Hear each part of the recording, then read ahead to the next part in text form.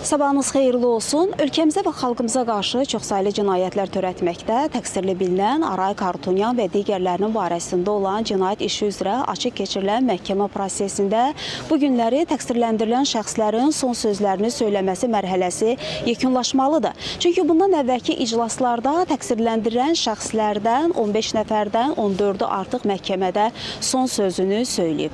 Bir nəfər qalıb, o da bu günləri məhkəmə prosesində son sözlə çıxış etməlidir.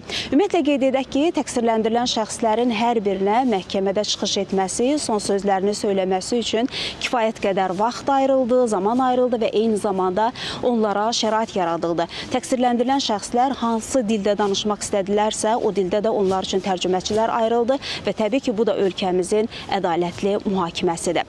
Bugünkü məhkəmə prosesində təqsirləndirilən şəxs David İşxanyan son sözlə çıxış edəcək. Qeyd edək ki, dövlət ittihamını müdafiə edən prokurorlar çıxış edərkən David İşxanyanın ömürlük azadlıqdan məhrum olunmasını məhkəmədən xahiş ediblər. David İşxanyan isə məhkəmədə son sözündə nələr söyləyəcək? Biz bu barədə xəbərlərin növbəti buraxılışlarında tamaşaçılara məlumatları çatdırmağa çalışacağıq. Hələlik isə bu saata Bakı Məhkəmə kompleksinə çatdıracaqlarımız bu qədər deyərək sözü yenidən mərkəzə, studiya ötürürük.